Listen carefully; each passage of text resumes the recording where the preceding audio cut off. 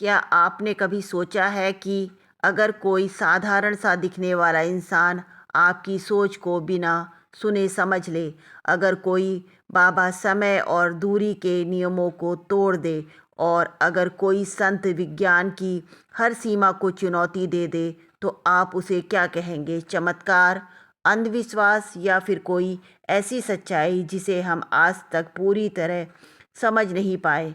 भारत की धरती पर ऐसे ही एक संत हुए। उनका जन्म उत्तर प्रदेश के फिरोजाबाद जिले के अकबरपुर गांव में लगभग 1900 के आसपास लक्ष्मी नारायण शर्मा के रूप में हुआ। बहुत कम उम्र में ही उन्होंने घर त्याग दिया और साधु बन गए। नीम करोली नाम उस गांव से पड़ा जहां उन्होंने ट्रेन से जुड़ी एक चमत्कारी घटना के बाद अपना ठिकाना बना लिया। 17 वर्ष की आयु तक उन्हें गहरा आध्यात्मिक ज्ञान प्राप्त हो चुका था। परिवार के आग्रह पर वे कुछ समय के लिए वापस लौटे और गृहस्थ जीवन जिया। इस दौरान उनके 2 पुत्र और एक पुत्री हुए, लेकिन भीतर से वे हमेशा संसार से अलग रहे। अंततः साल 1958 में उन्होंने एक बार फिर घर छोड़ दिया और पूरी तरह से संत का जीवन अपना लिया। यही वह समय था जब उनका जीवन पूरी तरह से बदल गया। नीम करोली बाबा नाम उन्हें एक विशेष घटना के बाद मिला। एक बार वे बिना टिकट की यात्रा कर रहे थे।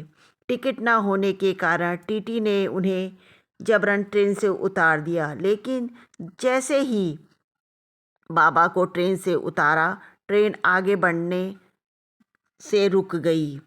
ड्राइवर ने पूरी कोशिश की, इंजन की जांच हुई, सब कुछ सही पाया, फिर भी ट्रेन नहीं चली। तभी ट्रेन में बैठे एक यात्री ने सुझाव दिया कि जिस बाबा को उतारा है उन्हें वापस बुला लो, उन्हें वापस बुला लिया जाए।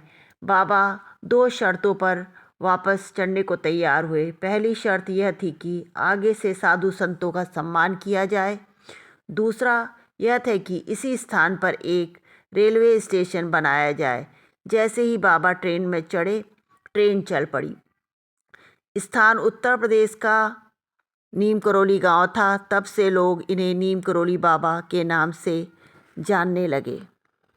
नीम करोली बाबा, जिन्हें भक्त प्यार से महाराज जी कहते हैं, 20वीं सदी के सबसे रहस्यमयी और प्रभावशाली संतों में से एक थे। वे केवल भारत में ही नहीं बल्कि पश्चिमी देशों में बड़े बड़े दिग्गजों के लिए प्रेरणा के स्रोत रहे हैं।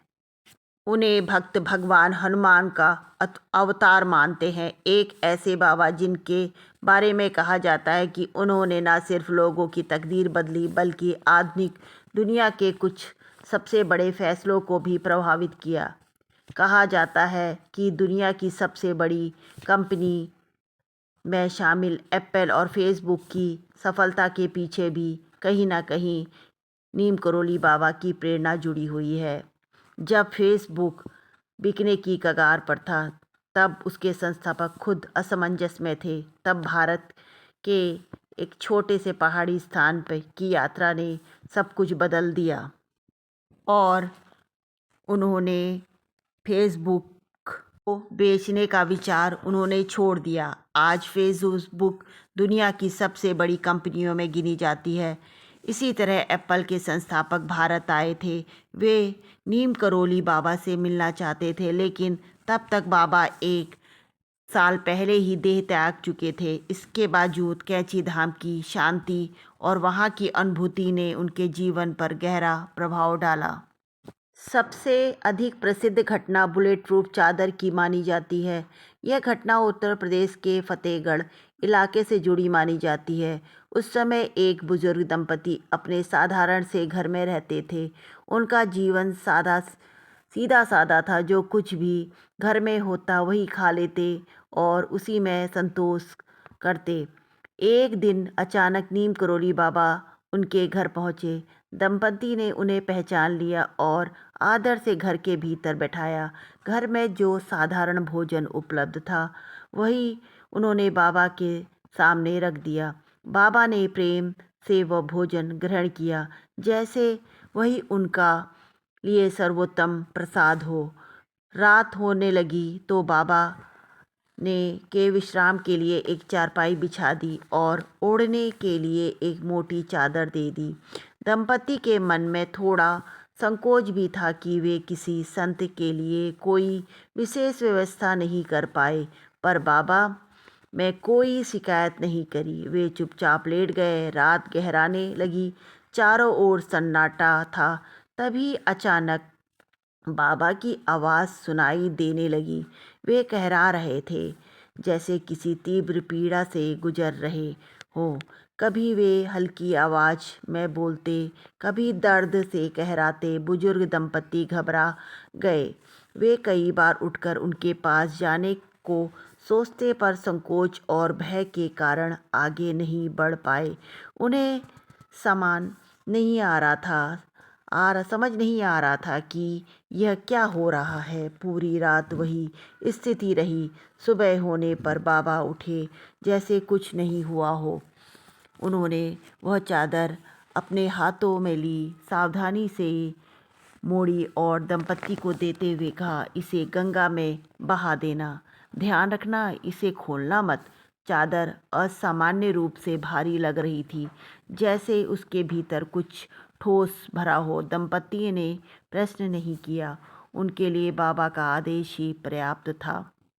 वे दोनों चादर लेकर गंगा किनारे पहुंचे। रास्ते भर उन्होंने महसूस किया कि चादर का वजन सामान्य से कहीं ज़्यादा है। अतः बाबा के कहे अनुसार उसे गंगा में प्रवाहित कर दिया।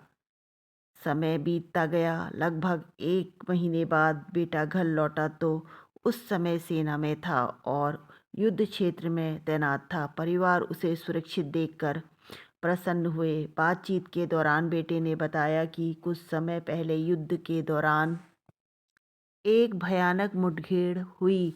गोलियां चारों ओर चली रही थी। कई साथी घायल हो गए। वह युद्ध बीच मोर्चे पर था, लेकिन आश्चर्य की बात यह थी कि एक भी गोली उसे नहीं लगी। गोलियां उसके बिल्कुल पास से गुजरती रही, पर जैसे कोई अदृश्य सुरक्षा उसे ढके हुए थी। जब उसने उस मुठभेड़ की तारीख बताई तो माता पिता स्तब्ध रह गए। वही रात थी जब बाबा उनके घर पर ठहरे थे और पूरी रात दर्द से कहरा रहे थे। धीरे धीरे उनके मन में एक बात स्पष्ट होने लगी। जिस चादर को बाबा ने सुबह गंगा में बहाने को कहा था, शायद वही उन गोलियों का भार समेटे हुए थी। बाबा अपने भक्तों की पीड़ा स्वयं सह लेते हैं। बाबा ने कभी इस बारे में कुछ नहीं कहा, लेकिन जिन लोगों ने अनुभव किया उनके लिए यह विश्वास का आधार बन गया। बाद में बाबा उत्तराखंड की पहाड़ियों में पहुँचे। वहाँ उनका बहुत बड़ा कैंची धाम आश्रम है, नैनीताल। यहाँ हर साल 15 जून को विशाल मेला लगता है। वृंदावन आश्रम, यहाँ बाबा ने अपनी महासमाधि ली। महासमाधि नीम करोली बाबा ने 11 सितंबर 1973 को वृंदावन में अपना शरीर त्याग दिया। उनके जाने के बाद भी उनका कैंची धाम आश्रम आज भी शांति और ऊर्जा का बड़ा केंद्र बना हुआ है। बाबा नीम करोली बाबा ने 4 स्तंभ समझाए हैं: प्रेम, सेवा, स्मरण और सत्य। बिना किसी शर्त के हर किसी से प्रेम करना चाहिए। दूसरों की मदद को ही ईश्वर का सेवा बताया है। हर क्षण परमात्मा का ध्यान करना, वाणी और व्यवहार में सत्यता बनाए रखना। उनके जीवन को नई दिशा दी। लेकिन सवाल यह है कि आखिर कौन थे ये नीम करोली बाबा? क्या वे सच में चमत्कारी थे या फिर उनकी सादगी, उनकी सोच और ऊर्जा ही लोगों को भीतर से बदल देती थी? आज भी कैंची धाम जाने वाले लोग कहते हैं कि वहाँ कुछ अलग महसूस होता है, एक नई ऊर्जा का अनुभव होता है। तो ये थी हमारे नीम करोली बाबा की कहानी। आपको कैसी लगी? अच्छी लगी तो लाइक करिएगा, सब्सक्राइब करिएगा, चैनल को सब्सक्राइब करिएगा, कमेंट करिएगा। जय श्री नीम करोली बाबा कमेंट में अवश्य लिखिए। बाबा नीम करोली की कृपा आप सब पर बनी रहे। धन्यवाद।